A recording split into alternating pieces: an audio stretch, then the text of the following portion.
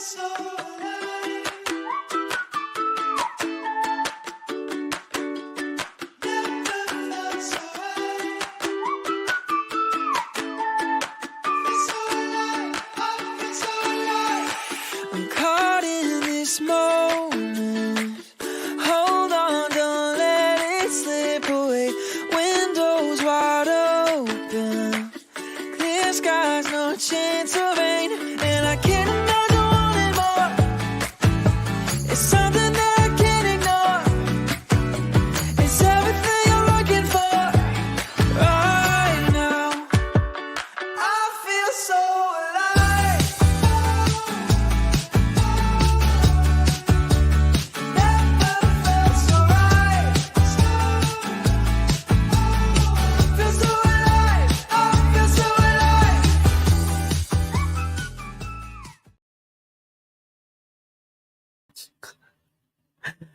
There you go. Hey, what's up, everyone? How are you guys doing? Kamusta kayo dyan? We hope you guys are doing well. That's right. And we're back with another episode of The Coffee Break. We're glad that you're listening to this one dahil syempre, meron na naman tayong inihandang another special and very interesting topic for this episode. We are streaming live on Facebook and on YouTube. And if you have 30 seconds, I encourage you to go to the description of this video for a few reminders. That's right. And we're going to talk about bakit hindi ka mag-US. Exactly. Exciting, no? As always. But by the way, my name is Jace. And I'm Marie, and we are OFWs here in the UK. We have a small family here in Cambridge, and we work as part-time nurses in the NHS. Yep. Also, we are nurses who love to travel.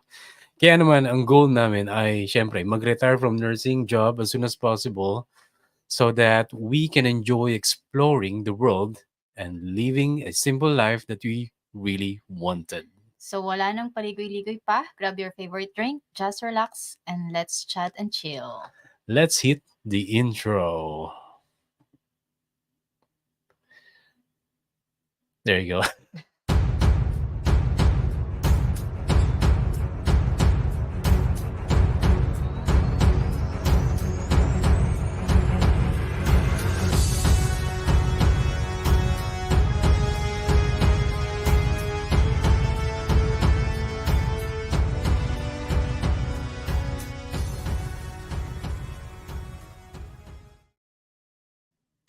So, nakakuha ka na ba ng comfort drink mo?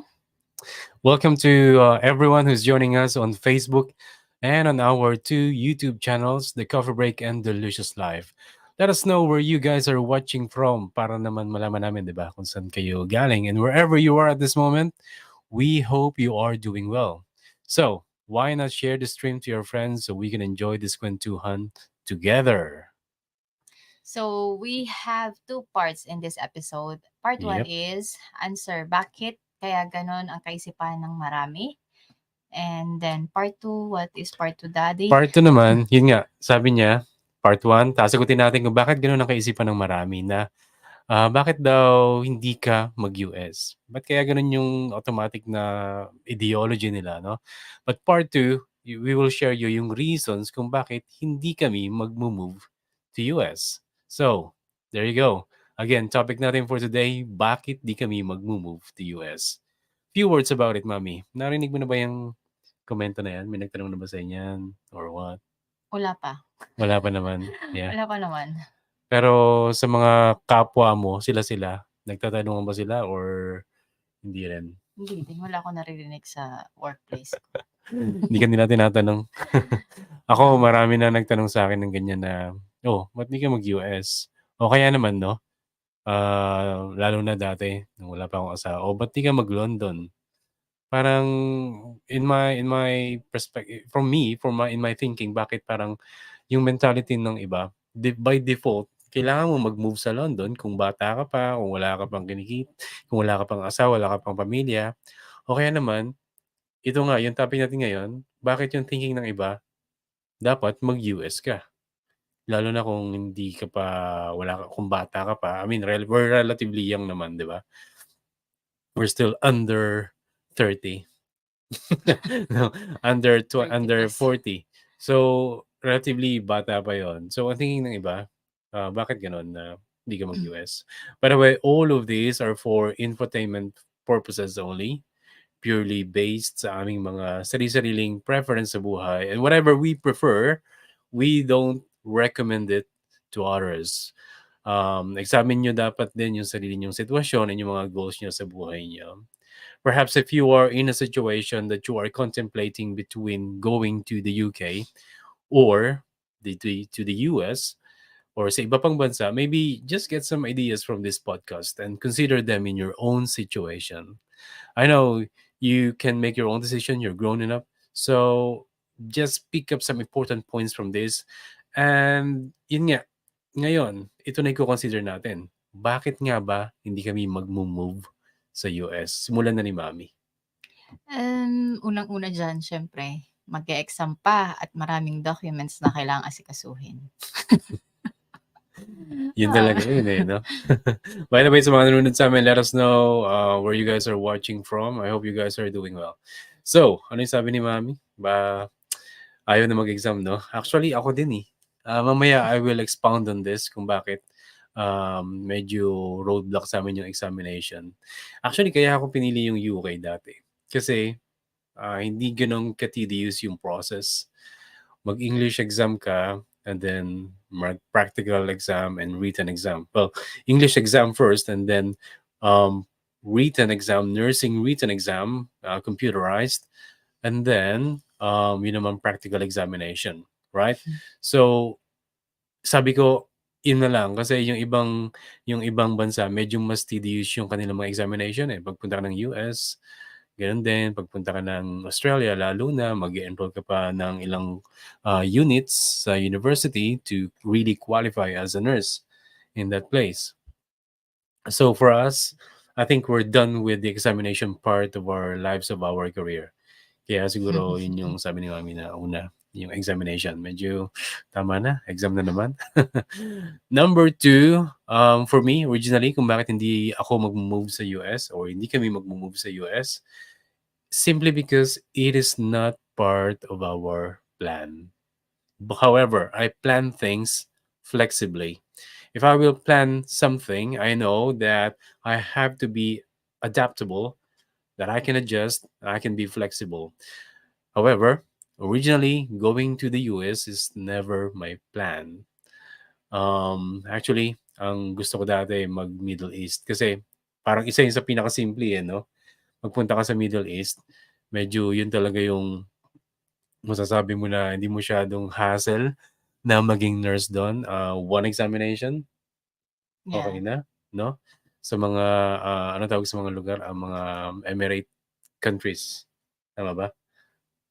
Arab countries. Arab countries. Well, United Arab Emirates.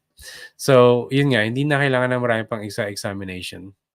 So, dati yung kinonsider ko. Anyways, going back to my history, naaya lang ako mag-UK, magpa-interview. Na-interview naman, naengganyo, hanggang sa na-trap na dun sa loophole na yun. But I'm thankful about it, of course. Going back to my main reason, or my first reason at least, it's not part of my plan. Again, if there's a strong reason for me to change my plan to go to the US, then I would. However, originally it's not part of my plan, and the plan's still the same, not to go to the US. Number 3, Mami. Second for me is mahirap maglipat. Yun. Ano ba mahirap sa Daming paglilipat? aasikasuhin. Yung mga bagay-bagay, mga documents, ganyan. Actually, hindi ko naisip yung documents, no? Pero yun nga, yung administrative part nito, hassle din, no? Stressful. However, of course, manageable kasi marami nang pupunta. For me, however, is yung the idea of, this is not a biggest reasons, of course, but the idea of packing everything up again, getting rid of lots of stuff, before doing it when we go back to the Philippines for good, medyo sa akin, no na ako doon. What I'm saying is, uuwi kasi kami ng Pilipinas for good in the future. So, yun yung massive evacuation na mangyayari. At for me, gusto namin, last na yon. Parang, uuwi lang din naman kami ng Pilipinas. ayaw na namin maglipat pa ulit to UK. Lumipat pa ulit sa UK, magligpit na naman, mag-restart na naman, set up na naman ng bahay, mag-reacquire ng some stuff, mga furniture and all that. Hassle. So for us, yung paglilipat, once pa lang kami naglipat dito as a family in the UK. Pero iba na rin yung pagod, na iba yung hassle. Actually, lumipat na kami ng mga 5 kilometers distance lang nung nilipatan namin. Mahirap na. Mahirap na. May mga katulong pa kami nun, 4 na sasakyan lahat. 4 na trip, 4 na sasakyan. Hassle na. Ano pa yung mag-move ka sa ibang bansa, no? Which is of course doable if there's a strong need. However, there isn't for us. There's no strong need for us to go to the UK. Oh, to the US rather. That's why yung paglilipat medyo okay. Wag na, mahirap eh. Number 4. For me personally, I don't know about you, Mami. I actually prefer yung culture dito sa UK kumpara sa US. Okay? Let me explain this further. Dito kasi sa UK, alam naman natin, medyo laid back dito eh. Kumbaga, panahon pa to nung mga Harry Train. Parang gano'n pa rin yung pamumuhay dito actually if you're not living in London. So, gano'n pa rin na simple pa rin yung buhay sa countryside, medyo laid back, medyo chill, it's not so chaotic. Technology-wise, behind din ng konti, which is not a problem still. I mean, Wi-Fi connection is very good, data connection, mobile data connection is very good.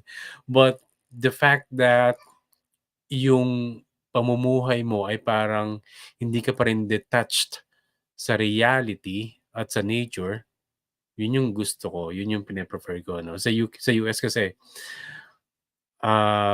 marami pa rin naman siyempreng lugar na ganito, pero most of the places, I believe, maybe I'm wrong, but I believe, most of the places, iba na yung advancement, iba na yung kultura ng mga tao, ugali ng mga tao, iba na. For me, I'm happy here, we're happy here. Are you happy here? Yeah, of course, with you. Hindi ako. Charot. So, so yung mga ganun, okay na kami dito. Prefer namin yung ganitong buhay na, okay, ayos lang, simple. Hindi yung parang go, go, go, go, go, go. Hindi yung tipo na, mamaya I will expand on this. Pero yung tipong, sakto, pasok, uwi, no? Gawin yung gusto mong gawin, mamasyal kung minsan, hindi mo kailangan mag-ilala masyado sa dami ng bayarin, simpleng pamumuhay, okay na kami rito. So, ngayon, meron pa kaming 4 na reasons kung bakit gusto namin na magstay dito sa UK at wag mag-move sa US. So before that, we just want to give a quick shout out to all our viewers and participants in this episode. Sa mga nanonood, Facebook man yan o YouTube, thanks for hanging out. We can see we have few people watching us on different platforms, mainly on Facebook. Some of you on Facebook rather. But thanks for hanging out here in our coffee room. If you are enjoying this podcast, grab your device and let's meet on Instagram, on Facebook, TikTok, and of course YouTube. Just search for the coffee break for meaningful and tambay-worthy contents. Of course, please give this video a thumbs up. Malaking tulong po yan para maparami natin yung ating mga coffee mates. Marami tayong makakwentuhan dito. At magkita-kita tayo dito sa ating coffee room every weekends, every 7 p.m. Saturday and Sunday. And of course, thank you so much sa mga like nyo dyan. Thank you. We appreciate it. Especially sa ating mga YouTube channels, no? For our travel and lifestyle vlogs, just search for The Lucius Life. That's TheTheLucio space life LIFE on our socials. The links are in the description below. Syempre, next yan, bago tayo mag-move on, pakita lang natin yung suot ni Mami na merch dito. Dedicated natin to sa mga modern nurse heroes natin. Maybe you can stand up a little bit. We have a hoodie, no?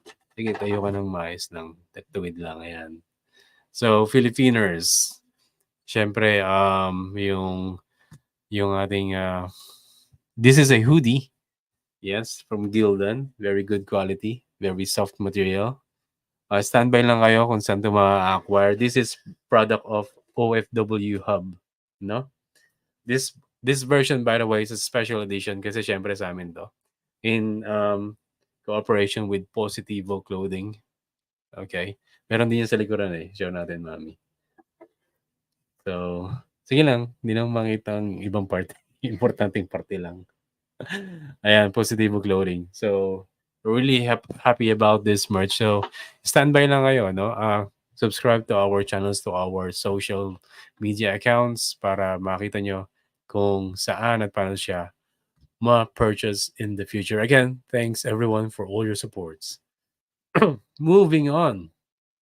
Reason number 5. Bakit nga ba hindi tayo mag-move sa US, Mami? Safety. I feel safe dito sa Cambridge eh. Yeah? Diba? Unlike sa US na parang madaming barilan na nagaganap. Oo. Diba? Sa mga balita. Yeah. Kasi dito, kahit paano walang baril eh. Bawal ang baril dito. I mean, hindi siya kasing rampant, no? Kumpara sa ibang bansa sa Pilipinas, I don't know, in other countries in Asia, and then, of course, in the US. Maski yung wildlife hunting dito eh, or wild hunting, whatever, yung pangangaso, parang hindi siya masyadong common. Unlike nung mga 1950s, 1970s, ganyan, 1980s. So, wala masyadong baril dito. As in, never pa ako nakakita, wala pa akong masyadong nakita na insidente dito ng pamamaril. Siguro, mabibilang ko sa isang kamay ko. Daliri sa isang kamay kung gaano kadalas yung balita, gaano nakikita ko pa so far, no? So, dito, meron nga lang mga, syempre, kutsilyo. So, yun yung mga usually ginagawa nila rito. But I would say relatively safer pa rin dito sa UK compared sa compared sa US. Alam naman namin, hindi naman syempre lahat ng lugar sa US ay ganon. But if I look at the culture or the attitude of many people in other countries, including the US, sometimes madaling ma-escalate yung some confrontation and misunderstanding. And we just feel safer here, even especially in Cambridge. Even if you compare it to London, it's already big part of London, not of course the whole London, but big part of London is a bit chaotic as well. So we're happy where we are at the moment. We feel safe, and we probably are too lazy to move to another place and risk our safety. Siyempre, dito sa Cambridge, meron din naman mga spots na you gotta be very watchful and careful. But relatively, again, safer pa din siya. Next one. For me, I'm not gonna work. We're not gonna work as nurses forever, and that's one big reason bakit hindi kami mag-move to US. Because moving to the US to work as a nurse, it's a big step. Okay, and sometimes what happens is if you're taking a big step, then you should take that and do whatever is following that, whatever is the product of that for a long period of time. What I'm saying is, total, mag-exam ka na naman, magre-review ka na naman, mag-aalis ka na naman, mag-move ka naman. Gusto mo, sulitin yon. Gusto mo, pag pumunta ka ng US, sulitin mo yon, di ba? Kaso, wala nga kaming balak na magtagal ng nurses, so, mag-work as nurse. So, bakit pa namin iti-take tong all the hassles na to para magpunta sa US kung hindi naman din kami mag-nursing. So, tapusin namin yung nursing career namin dito sa UK. Hopefully soon. We don't know. Things could change. But since hindi naman kami mag-nurse forever, then bakit pa namin guguluhin, bubulabugin, kumbaga, yung buhay namin. So, settle na kami dito, di ba? Dito na namin tapusin. Next, Mami. Next is free ang healthcare dito. Unlike sa US na ikaw magbabayad ng insurance. So, lahat ng gastos mo sa health mo, sagot mo. Unlike here na free. Diba? Yeah. So, ano bang problema doon? Paano ba tayo nakikinabang ngayon, tingin mo? Unang-una nung buntis ako, syempre, di ba? Lahat ng check-ups, vitamins, and dental care, libre. So, ang laking tulong nun kasi hindi tayo nag-iintindi ng babayaran pag nagpunta tayo sa hospital. Yeah. Ano pa yung Kaya ano 'no, 'di ka magwo-worry kasi hindi lang kasi yung gastos yun, alam mo ba parang I don't know if you guys, thought about it. Hindi lang kasi yung gastos yun, na parang, "Uy, mayro'n kang may free healthcare ka na wala kang babayaran." Hindi lang kasi yun, pero sabihin mo ng kahit may money ka na kaya mong i-cover, let's say sa US may insurance ka siyempre na kaya namang i-cover lahat. For me 'no, iba din yung parang sabihin mo ng kahit hindi ka na magpo-process ng paper mo sa insurance mo, hindi ka na magpalalabas ng pera sa mga account mo. You just arrive and then you leave the hospital na hindi mo kailangang problemahin yung pera. For me, yung part na meron kang peace of mind or yung part na yon ay solved na, you don't have to worry about. For me, that's the bigger thing about it. Hindi lang yung money na involved, but the hassle, 'no? At least tick na 'yan, na-check mo na 'yan, okey na 'yan, hindi mo na kailangang problemahin 'yan. Yun for me yung mas importante dun na kahit anong gawin pa 'yan, kahit gaano kalaki, hindi ko kasi alam baka sa mga ibang insurance sa US, may mga limitasyon din or after mo siguro Mm. mag-claim, posibleng tumaas yung premium mo. Usually ganun yung nangyayari sa mga insurance, 'di ba? 'Pag nag-claim ka, puwedeng tumaas yung contribution mo sa susunod o kaya naman ma-reach mo yung limit mo, at kailangan mo na mag-shell out ng cash. I don't know, but again, all of those I don't have to worry about. We don't have to worry about while we are here in the UK. And, lastly, for me personally 'no, I don't know about you, mommy. For me personally, last reason is I am not a patron of the idea of hustle culture. Ano ba yung sinasabi mo, ibig mo sabihin, JC, sa hustle culture na 'yan? Well, I won't go outside my circle of friends. I have spoken to a couple of my friends who recently moved to the United States, um, straight from the Philippines, and they expressed their real thoughts and feelings to me. They shared it to me kung ano ba yung pakiramdam nila sa pag-move nila do'n. And those two friends of mine, I know them, I know what they're like, I know what their thinking is. And then they told me na hindi sila gano'n ka-happy sa sitwasyon nila sa US, and they are surrounded by people as well na grind, grind, grind or kayod, kayod, kayod. Hustle culture, ika nga. And I know by watching lots of content creators and educators on YouTube na gano'n talaga yung kultura sa US. Bakit? Bakit pa gano'n, JC? Kasi tingin ko, the perspective ko lang, since malaki yung compensation or sahod do'n, dito pa nga lang, minsan nakakapanghinayang ng ano, to miss it or hindi ka mag-extra shift or hindi mo pasukan. Kasi sayang yun, hindi ka bibigyan ng, let's just say, ₱250, which is equivalent to, let's just say, 15,000 kung nasa bahay ka lang.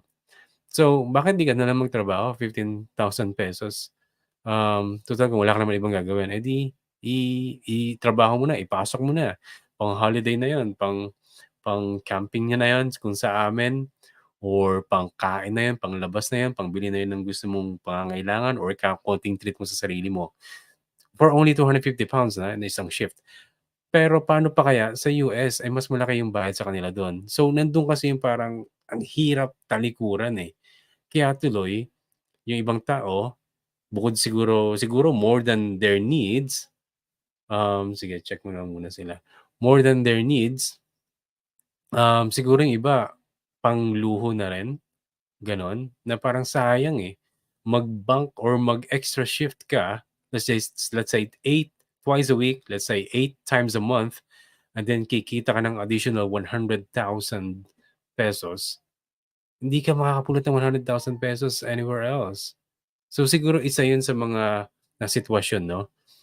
But this is what other people shared to me, and I thought of that before, but they validated it to me once after I've spoken to them. They said na pagka yung napapaligiran ka ng mga tao na trabaho ng trabaho, tapos ikaw hindi, you feel like you don't belong. you feel a little bit off about yourself. You feel like a little bit weird about yourself. Na yung mga nakapaligid sa'yo, trabaho ng trabaho, pero ikaw, hindi masyado. So you feel like, I think I need to work more as well. Ganun yung nagiging mentality mo na I feel like I need to hassle as much as other people do. Kasi ganito kami dito. And then you will see, if you are trying to simplify your life, maybe not to get a flashy car, not to wear branded clothing, and then you will see the people around you doing those things, wearing those stuff, buying those stuff, and you don't. Hindi kasi mawawala or maiiwasan na you feel too low about yourself. And then what will happen is the product result is you will work as much as they do. Hindi madali kasi sa ibang tao na labanan yung ganung pressure. Well, if for me, medyo nasanay ko na yung sarili ko na hindi ako sasabay sa trend, sa gusto ng iba, sa uso. Well, yung peer pressure doesn't exist to me. But I do understand, because I was like that before, and I do understand people na hindi nila matalikuran or hindi nila maiwasan or ma-manage yung ganung pressure. Kaya naman makikipagsabayan sila sa kung paano kumayod, kung paano humasel yung ibang tao, nakikita nila sa paligid nila. So I think that's the biggest reason kung bakit ganun yung culture sa US, yung hustle culture na sinasabi ko. And for me, ayoko na pumunta pa sa ganung environment na makikita ko yung lahat ng tao sa paligid ko, super kayod, super hustle, because yung pressure nandun eh. Sabihin mo nang na-manage ko na yan, kaya ko na i-handle. But if I can avoid that, I would avoid that. Okay? However, if you, let's just say, sabihin mo nang dito sa UK, ganun yung mangyari, extra money for me will just go to more investment and not on material stuff. Because at the moment, I mean, for someone living a decent life in the UK, you can have all the important things you need in your life without hustling too much, without grinding too much, as long as you have managed your level of contentment and your expectation. So I think that's the last point that we want to bring up on this episode, on this podcast. Again, tomorrow we will be live 7 p.m. Sunday. And tomorrow we will be talking about quitting nursing. Interesting topic. I don't know if you've thought of that before, if that ever crossed your mind, quitting nursing. Baka minsan pagod ka na sa trabaho mo. Pero we will share with you tomorrow bakit ano ba yung perspective namin pagdating sa quitting the job of nursing? And ano bang meron dito sa UK? Bakit parang minsan mapapaisip ka na nagsawa ka na sa nursing? Last night, I was talking to a couple of my colleagues and we were talking about having enough of nursing. But I said, okay, why don't we talk about it on this episode? And tomorrow we will be talking about that. Okay, so if you found value from this episode, could you please do us a favor?